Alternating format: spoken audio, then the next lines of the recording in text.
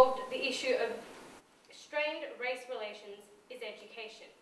Education has a large influence in all countries and in all societies, and therefore it is one of the most important aspects in our progressive society today. A recent study conducted in 2012 shows a significant gap of up to 100 SAT points between people from minority races such as Latinos and Mexican Americans and African Americans, compared to people of white, Asian American, or Indian American ethnicity. The difference between the SAT scores at the start of Obama's administration in 2008 to now is, in several instances, worse. This dichotomy contributes to the racial stereotyping, and the disparity and this is the largest factor in creating socio-economic gaps. And from there, these gaps contribute to preconceived notions towards other cultural groups, not in the least conducive to cultural cohesion. In the case of Trayvon Martin and George Zimmerman, it is a perfect evidence of a strained political climate and the undercurrent of racial tension that exists in American society. Early last year, Zimmerman shot and killed an African-American teenager, Trayvon Martin. Zimmerman acquitted based on a claim of self-defense. It is at this point where Obama made comment on this issue. My main message to the parents of Trayvon Martin is, if I had a son, he'd look like Trayvon. The political reaction to President Obama's comments on the Trayvon Martin case is a prime example of worsening race relations between the races in the US. Before Obama's comments, the case, by consensus, has been considered a transpartisan. The moment Obama spoke, the case of Trayvon Martin passed out of its national mourning stage and lapsed into political fodder, which then resulted in a series of racial riots, countering the increasing support that Zimmerman had. Newt Gingrich pounced on Obama's comment, stating, "Is the president suggesting that if it had been a white who had been shot, it was okay, because it wouldn't look like him?" This racial hostility is evidence of negative race relations, which link to the fact that Obama has not been able to talk about racial issues and race relations, due to the fact that as a president, Obama had to be twice as good and half as black. This idea is evidenced by the fact that during Obama's first term, he mentioned race less times than any president before him since 1961. This inability to create a political platform for discourse about racial issues has made it impossible to engage with an improvement towards race relations. The discrimination and prejudice against minority races does not just end with cases like Trayvon Martin's. A case study made early this year found that while people of color make up 30% of the United States population, they account for 60% of those imprisoned. The incarceration rates disproportionately impact men of color. 1 in every 15 African American men and 1 in every 36 Hispanic men are incarcerated, in comparison to 1 in every 106 white men. Individuals of color have a disproportionate number of encounters with law enforcement, indicating that racial profiling continues to be a problem in US society. A report by the Department of Justice in America found that African Americans and Hispanics were approximately 3 times more likely to be searched during a traffic stop than white motorists. African Americans were twice as likely to be arrested and almost 4 times as likely to experience the use of force with encounters with the police. The disproportionate profiling of minority races is a well-known topic within America that increases suspicion and lack of trust, damaging race relations. Racism, prejudice, and discrimination against minority races are issues that are not and have not been addressed and solved under Obama's presidency. Obama's presidency has been built on the irony that the first black president of America has been unable to address racial issues for the fear of backlash. The deep-rooted constructs of race have affected and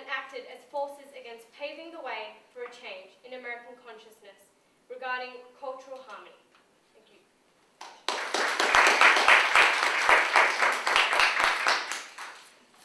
Thank you very much, Alicia. And now to get the negative case underway for PLC, we have Phoebe Williams.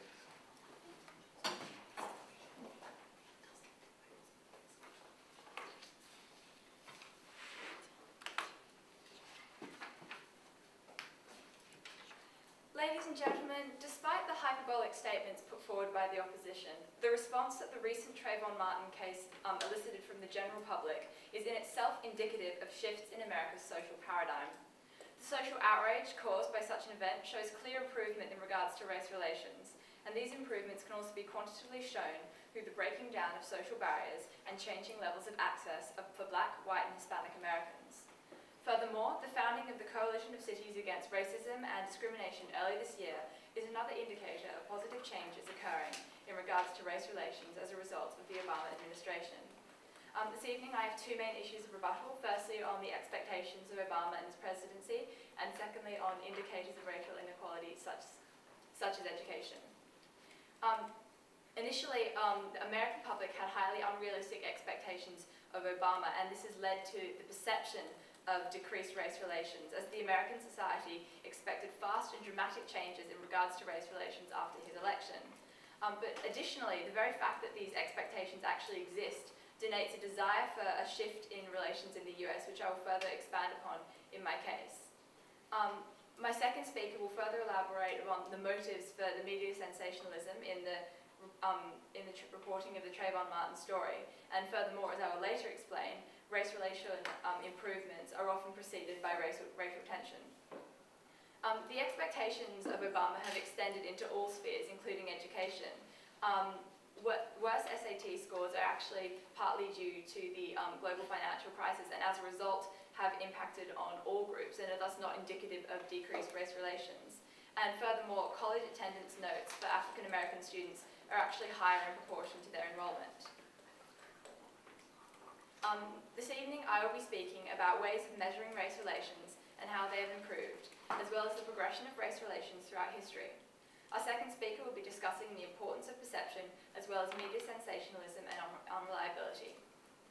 Ladies and gentlemen, we can measure race relations in two main ways: through quantitative changes such as improved access to education, and also through changing societal expectations and the prevalence of discrimination.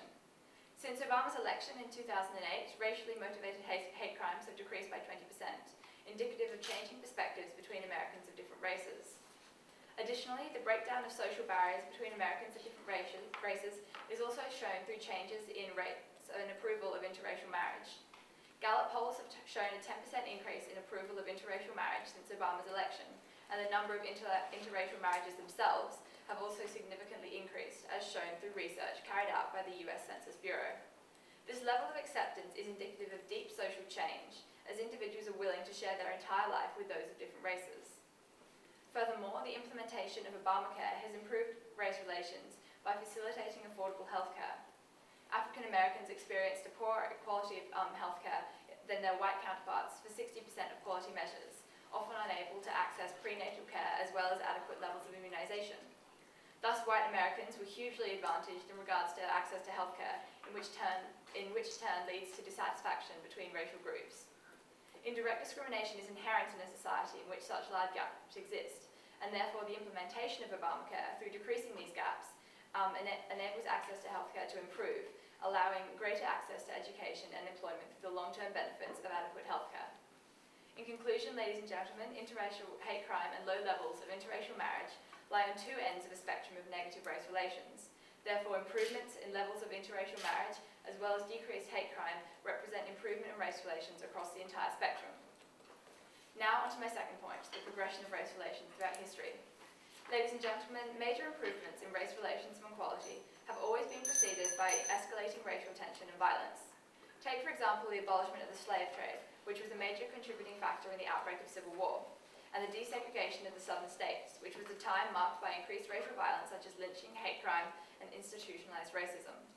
Therefore, ladies and gentlemen, current incidences of racism are not indicative of steps backwards in regards to race relations, but are rather indicative of the backlash that occurs when individuals are forced to question and change their beliefs and way of life. the murder of innocent African Americans in the 1960s, such as Emmett Till, while examples of racial prejudice brought more attention to issues of race relations and prejudice in society through the media and organisations such as the NAACP.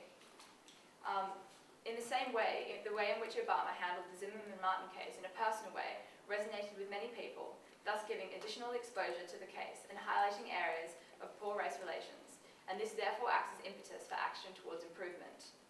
Therefore, Obama's education was not a sign of entering into a post-racial period, but was more an event which has caused individuals to question their own beliefs in regards to race, which undoubtedly leads to backlash within the community.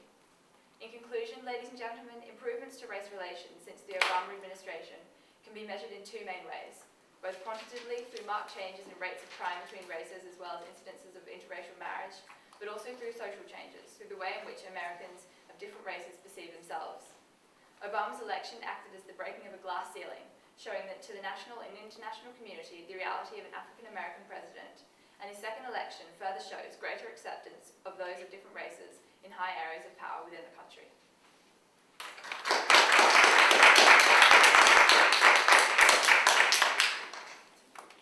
Okay, thank you very much, Phoebe.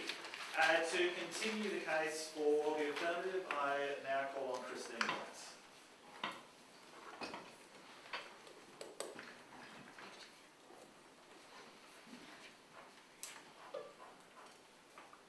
Firstly, in regards to the Trayvon Martin case, much of the backlash after Obama's comments have been in sympathy of Zimmerman and have portrayed him as a victim. Furthermore, Obama's personal comments on Trayvon Martin's case have changed the nature of the issue from a social issue to a political issue, with members of the Republican Party, including Newt Gingrich, talking about the issue and talking about Obama's stance on the issue. The opposition team brought up the fact that expectations during Obama's presidency were high, and that the SAT scores are the result of the global financial crisis. However, a 100-point difference between races is substantial enough for it not to be the result of the global financial crisis, but rather of an underlying decline in race relations. Furthermore, the increase in tertiary education for minority groups has been the result of affirmative action, which artificially engineers equality and does not improve race relations.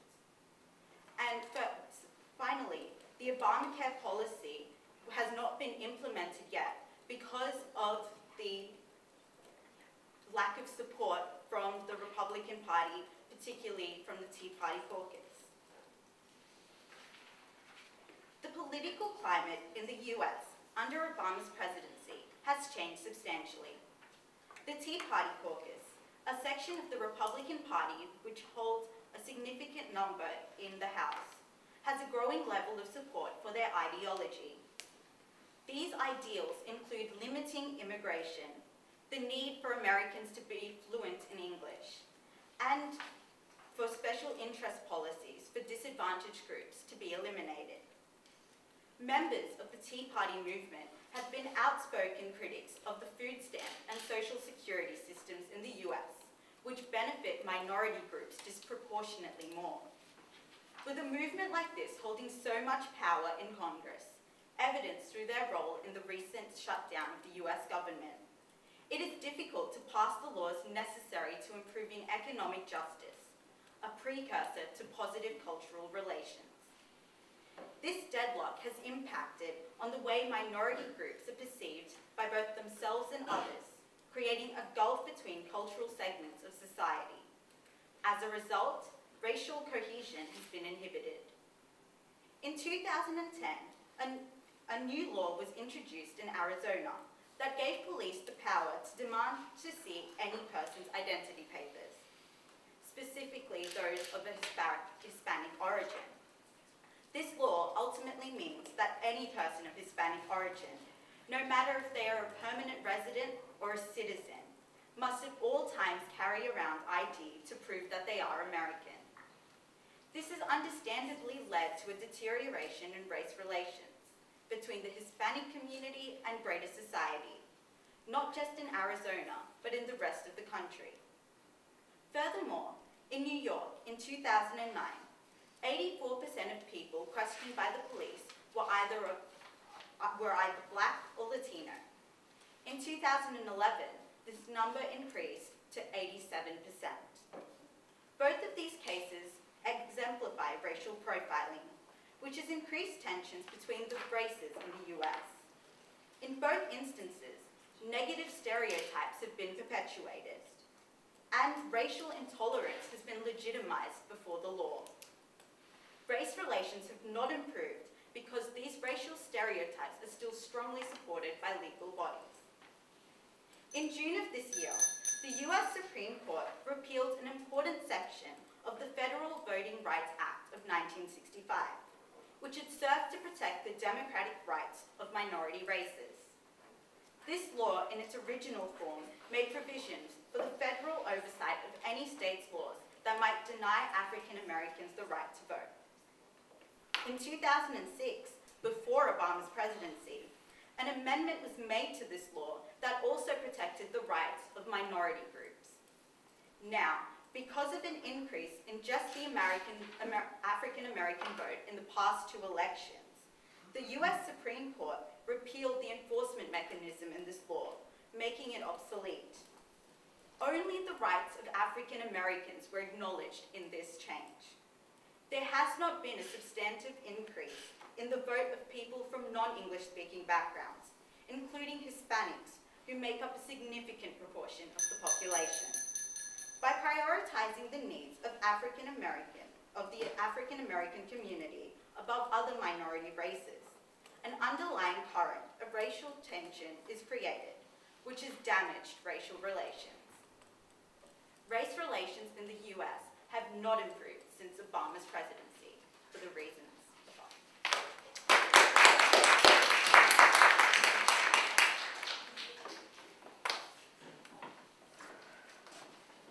Okay, thank you very much, Christine. And to continue the case for the negative, I now call upon the second speaker, Shani Wilaka.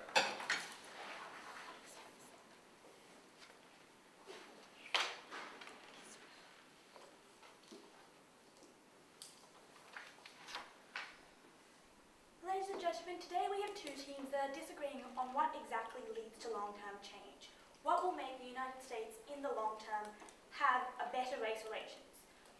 On the affirmative side of the table, we've heard the second affirmative speaker tell us that it was economic justice that would lead to long-term change.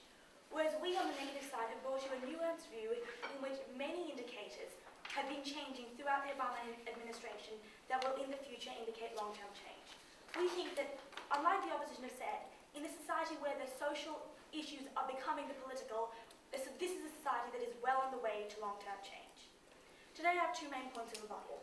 Firstly, on this idea of SAT scores in prisons and whether they are good indicators of this long-term change. And secondly, on this idea of the support for the Tea Party, backlash against social change, and racial profiling. On this first idea of SAT scores in prison. Ladies and gentlemen, we would say, firstly, that this is the second layer of change. We think that people only get higher SAT scores and prisons become more racially diverse when prisons are not dominated by black people, when these people have good health care, when these people are accepted and inherent discrimination is taken away. And we see that these things are actually happening under the Obama administration, as my first speaker talked about. We would like to question what exactly the opposition was expecting to see in 5 years. Were they expecting to see people who may have committed crimes 20 years ago suddenly get out of prison? We think that the expectation the opposition are putting on us as a negative team is simply unreasonable, and we think that actually the statistics my first speaker has brought you, and that I will continue to bring you, actually indicate changes that in 20 years' time we'll see the changes that the opposition are expecting us to show today. Secondly, we would also say that African Americans are into prisons committing crimes primarily against other African Americans. We would say that this is not an issue of race relations like the opposition would like us to frame it, and like the media in America often tries to frame it, as I will discuss. But it is an issue of gun control or drugs, which is completely separate to this debate. And finally, the second affirmative speaker told us that on this issue of SAT scores and colleges, affirmative action does not solve the problem. Now, we would say that the goal of the SAT is to get into a good college, and that even though African American kids may be scoring low on the SATs, they are still getting into these colleges. then the SAT scores that the opposition wants us to care so much about are largely irrelevant. We would say that affirmative action actually does improve the things that the opposition wants us to improve, and we think that there are a perfectly legitimate way, if the problems that the opposition are suggesting exists, for those problems to be solved. Now, secondly, on this idea of the backlash against social change and this increased racism, we would say that support for the Tea Party is actually an indicator that this change is occurring. We would say that people who are threatened by this social change that we at first speaker, and we will continue to bring you at second speaker, are talking about, are going to support the Tea Party. We would say that people who are fearful that a black president might take away some of their white privilege are going to be supporting the Tea Party. Those people wouldn't be supporting the Tea Party if there wasn't a threat to their privilege. And we would say, in fact, that these things that the opposition told us, in fact, indicate that in the long term, these will go away. As we told you, in the past, there has been these huge uprisings of racial backlash. They have preceded large social changes. We think that the current racial backlash is also going to precede social change. On racial profiling, we would say that it is based on statistics from the past. It's not an indicator of current and future race relations, which we are trying to change. Today I have two main points of substantive. Firstly, this idea of media sensationalism and the impact of the media, and secondly, on the symbolic value of Obama. On this idea of media sensationalism, we've heard a lot about Trayvon Martin. But we would say as the negative team, the media portrayal of Trayvon Martin and this entire issue is indicative of the media's incentive to create controversy. We would say that controversy benefits journalism with publicity, viewers, website visits. CNN had a rise of 94% viewership with the Trayvon Martin case. They are going to want to frame it in a racial light because it benefits them. So therefore we think that the media portrayal of race relations is unreliable. However, the fact that the media is making a choice is based on the views of the public. The fact that the public cares so much about race relations is shown through the fact that the media wants to show it. And we think that this, in fact, indicates that people care about race relations. And when people care about race relations, when it's not marginalised and put on the back page of the newspaper, then we think that there will be real social change in the future.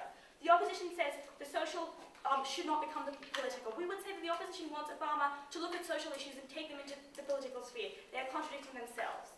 Secondly, on the symbolic value of Obama, we would say that Obama, in and of himself, being a president, changes perceptions and norms about the potential of African American people.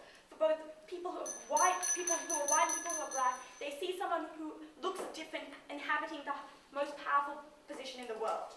We would say that the fact that Obama didn't mention his race actually makes him a more powerful symbol, because he showed that whatever color you are, you do not need to be defined by your race. He said that despite the fact that he was black, he got there because of his ability, and it doesn't matter that he is black.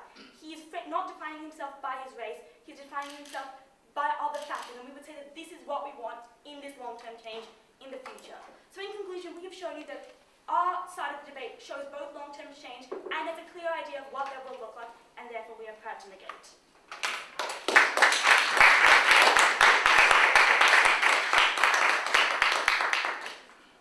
Okay, thank you very much, Shani. Now, to close the case for the affirmative, I call on the third speaker, Dominic Williams.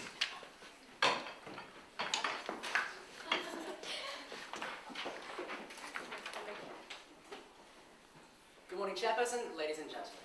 I'd like to start my speech today by addressing this sort of implication that's come under the 3 points that the negative team has brought today. The implication that long-term change and in the future, these in-the-future changes that are going to occur because of indicators that have occurred under Obama's presidency.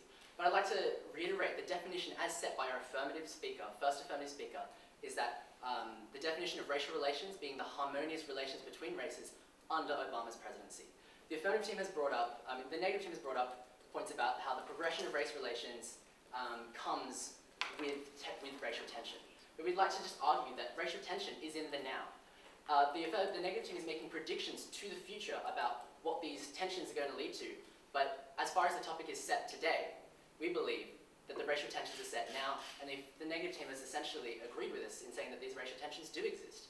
That, racial relations are strained as a result of the points that we've brought up before. Now, onto the negative team's 3 main points. They've brought up statistics backing up the evidence for racial relations, progressions in race relations, and media sensationalization and the symbolic nature of Obama. Now, starting on the first point, on the statistics for the evidence for racial relations improvements. They've mentioned the decrease in hate crimes from the 1960s, but I'd like to just point out that from the 1960s does not constitute the topic which is under Obama's administration, which means pre-Obama's administration, 2006-2007, and to now, 2013. So the statistics on hate crimes are, we believe, irrelevant. The affirmative team the negative team, has also brought up the issue of Obamacare and how Obamacare has been able to, do all these wonderful things for African Americans and other minority groups. We'd like to just point out that the government shutdown that is currently occurring and has been occurring, and probably the biggest issue in America at the moment, has been as a result of opposition to Obamacare, as a result of the fact that Obamacare hasn't been pushed through. I'd like to just bring up the fact that the negative team has said that the SAT scores that we've brought up have been as a result of the global financial crisis, which affects everybody. We'd just like to say that the global financial crisis has disproportionately affected people of lower socioeconomic status. And people of lower socioeconomic status are disproportionately minority groups. So we believe that the global financial crisis has been disproportionately affecting these minority groups in terms of their SAT scores. So we believe that these statistics are incredibly relevant. Now, onto the negative team's second point, which is this progression in race relations. The entire negative team's side has agreed with the fact that racial tension exists as it stands under Obama's administration. They're stating that it's as a result of all of these increase to Tea Party support that, in the future, sure, racial relations might improve. But the fact that the negative team has sort of agreed with our side sort of backs up our case in terms of the topic as it stands, as our first speaker has defined it due to the harmonious relations under Obama's administration. They said that the Zimmerman-Martin case and how the public's sort of reaction to this is evidence that people, are thinking about it, they're talking about it, and racial issues are sort of at the forefront of the American discourse. And they discredited our statistic which stated our point on the Zimmerman-Martin case, saying that Obama's comments had negatively impacted on this. But we'd just like to say that, saying that Obama's comments were well received. But we'd just like to say that in the fortnight following Obama's comments, Zimmerman's site, which set up a donation site, raised $200,000 in that fortnight, which is leagues higher than what it was beforehand. And so we believe that this point of progression in race relations regarding the past and going into the future is a bit of an irrelevant point based on the topic as it stands today. Now, on to the negative team's next point, which is on the media sensationalism on the Trayvon Martin case. But we'd just like to say that the statistics that we've brought up and the quotes from Republicans are not quotes and are not statistics that have been spun by the media. We have not talked about the media's representation of the case. We've talked about the statistics, we've talked about Republicans' quotes, and we've talked about how, as a result of this, it reveals the irony that Barack Obama has been unable to talk about race due to this political backlash, due to this political, not media, political, from the Republican Party, bringing up all of these quotes, pouncing on Obama for, as we brought up from Newt Gingrich and various other Republican members. And so we believe that this whole idea of media sensationalism as being a positive thing is a bit of an irrelevant point. The negative team's final point is of the symbolic nature of Obama, and sort of saying how, the fact that we have a black president is indicative of progression towards, civil rights and the ability for black people to become whatever they want. But we believe that one of the integral points of civil rights, which is essentially what the negative team is backing up here, is economic justice. When Martin Luther King described racial civil rights and was a proponent for civil rights, he described one of the core parts of being this economic justice. And as our affirmative team has already brought up, this economic justice hasn't been achieved. There's been a disproportionate level of socioeconomic disparity between minority groups. And so how can we achieve this symbolic nature of Obama when there are still these disparities that happen, when there are still these undercurrents of racism that first and second speaker have brought up time and time again? That there's this irony that Barack Obama has not talked about race. And there are public opinion polls stating that most people believe that Barack Obama hasn't improved racial relations. And so it's for these reasons that we believe this symbolic nature of Obama is sort of, again, become irrelevant. And it's for these reasons. So overall, the negative team has brought up these 4 points. And these 4 points have sort of neglected to address the topic at hand. And so it's for the reasons of both conjecture, baseless statistics, and really just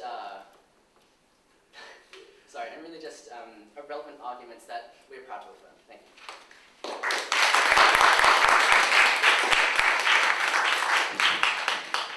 Thank you very very much, Dominic. And now to close the negative case, the debate and the tournament, this year I call upon Marley.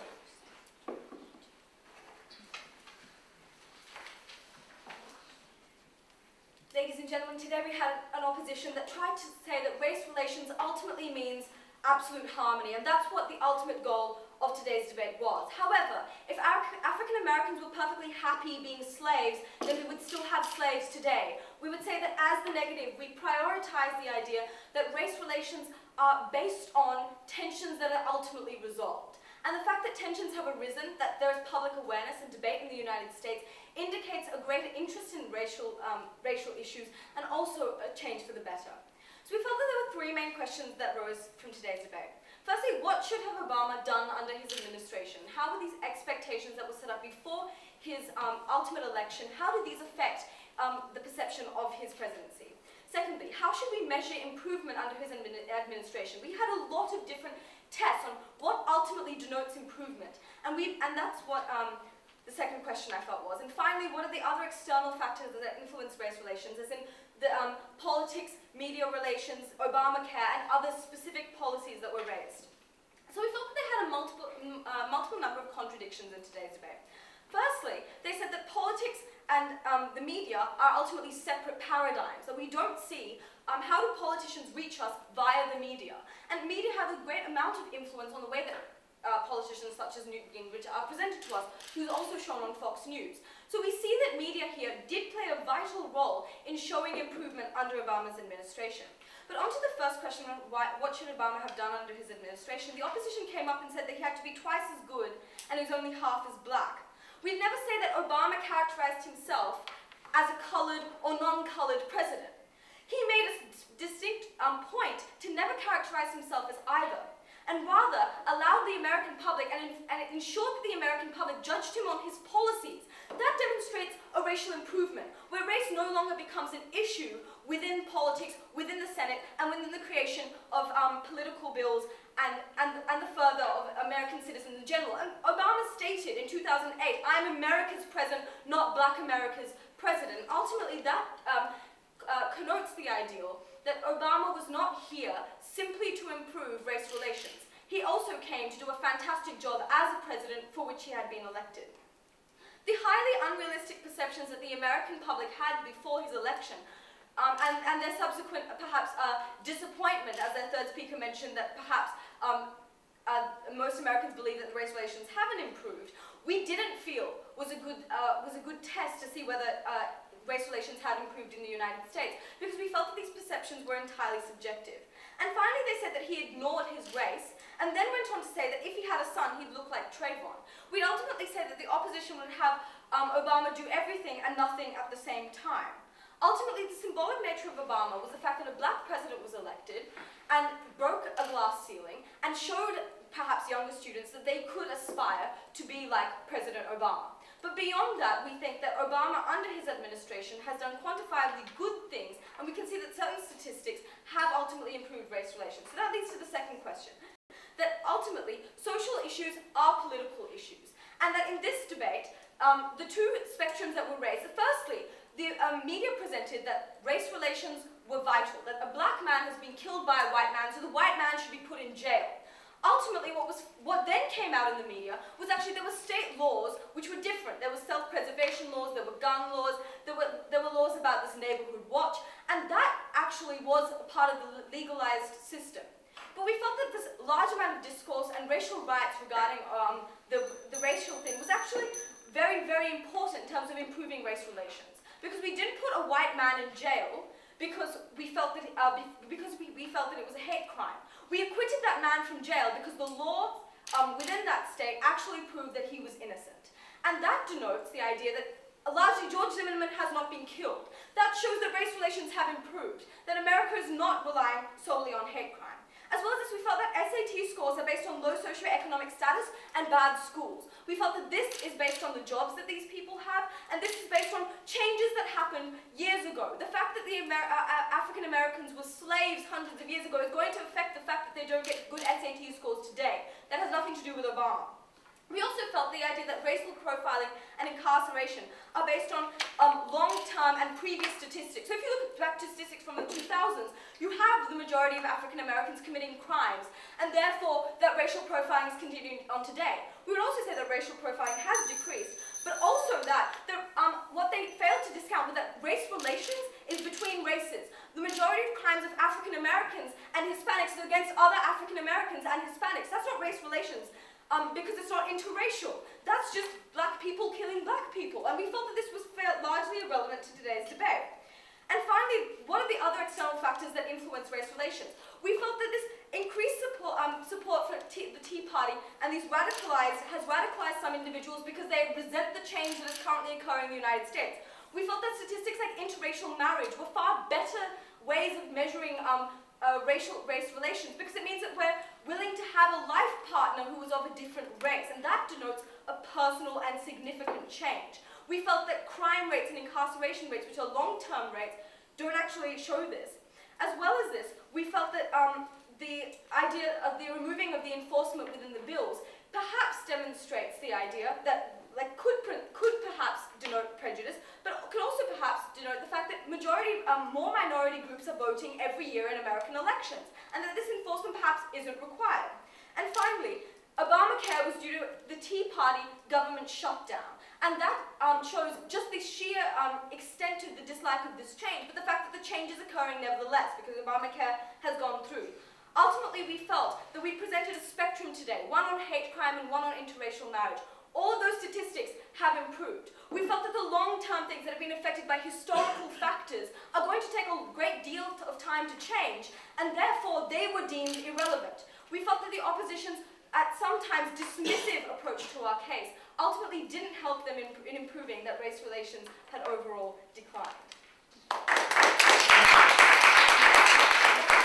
Okay, good afternoon, everybody. As you might have been able to guess from the amount of time we spent outside, this has been a split decision. I think that it was very close for all of us, but two of us saw it one way, one of us saw it another way, but we were all in agreement about exactly how close this was, and depending on what you were looking for, it really could have gone either way. I want to say, first of all, that one of the things that made this debate very difficult to adjudicate was actually how many things were done very, very well in this debate. The very strong preparation was reflected on both sides. Often after these debates, I tend to go up to both sides and say, look, you missed all these opportunities. I actually think in this case, both sides basically came up with about the strongest cases that they could have done, and there were very few sort of examples of them missing obvious things. I would also like to say that, unusually for this competition, all of the speeches were very, very well structured. And even as the debate went on, there was more and more rebuttal incorporated. It was impressive to see that nobody's structure fell apart, and that was something that was really set up especially very well by the two first speakers, who gave two of the best speeches in this competition. So to get on to what the debate was decided on, it was good to see that from the beginning there was one major issue which emerged, which was very important to this debate, which was the idea of the backlash. Now, this topic gives the affirmative a slightly tricky task in that they have to choose between, are we going to say that things haven't improved, that's just how they are, or are we actually going to draw a causal connection to the Obama presidency and things not improving? And it was good to see that in the first speech it actually came through quite clearly that they did have a theory about why things weren't improving, and that was because of the backlash. And, I mean, the affirmative brought out all the way through the debate this really sort of impressive raft of evidence where they hit just about every point it was possible to hit, from Trayvon Martin to the Voting Rights Act. And they, for the most part, were talking about material conditions not improving. It was in the first speech that an issue arose in terms of what was not said that never really went away, which was the issue of change over time and who has the responsibility to change over time. And this was only dealt with much later on in the debate. One of the things that was not so well done is that both sides should have dealt with it a lot earlier. So that was a sort of lingering issue from the beginning. The negative, we all agreed, had an extremely clever and creative response to this sort of solemn raft of indicators that the affirmative had, and that was to say that the backlash is actually indicative of positive social change. That you only get a backlash like this when things are changing, and showing quite impressive familiarity with state-of-the-art social science research on the Tea Party, they pointed out that essentially the Tea Party is it is the reaction of people who believe that they're losing their privileged status in society. So that, I thought, was a very clever response. But what it did, and this is a good thing that it did this, was to set up this major question about, well, what is the meaning of the backlash? And I'm not sure that this was ever a question that was resolved in the debate, partly because it is such a difficult question to resolve. And in a broader sense, you know, I don't know. Is it, as the affirmative was saying, something that has just completely stifled any attempt to move forward with race relations in the United States? Or is it, as the negative was saying, a kind of, it's the last gasp of white supremacy that actually reflects underlying positive social change? So the negative actually had to come up with evidence that this positive underlying change was taking place. The most convincing evidence that they had was, I thought as a political scientist, was their opinions about mixed marriage. And I say that because actually for the last 50 years that's been one of the most important, considered one of the most important indicators in political science of changing racial attitudes. Some of the other stuff they said I did not quite find so convincing. I don't think we all found the stuff about black on black crime doesn't matter that convincing. Both teams jumped around a bit politically in this debate. It was quite interesting that at different times, sometimes they both sounded very left-wing, and at other times both sounded quite right-wing. For example, we had the affirmative saying, affirmative action, that's, you know, that doesn't help anybody. And we had the negative saying that, well, colourblindness is a great thing. Yes, I mean, it was quite interesting, but it reflected, it kind of reflected how difficult this debate actually is to resolve. So, how did this debate actually go? In the end, the majority felt that sort of on this issue of, okay, the affirmative has shown us that bad things are continuing to happen. The majority felt that the negative didn't quite do enough to show that these sort of broader underlying positive changes were the real story. Now, as we said, both teams had problems with the issue of time. For the negative, the problem was a little bit more explicit because of the fact that they were conceding some ground by talking about the distant future. The affirmative was right to point out that the scope of this debate was more about how things have changed over the last 5 years. Having said that, they didn't do a particularly great job of that themselves, but actually because of the phrasing of the topic, the impetus was a little bit more on the negative to do that.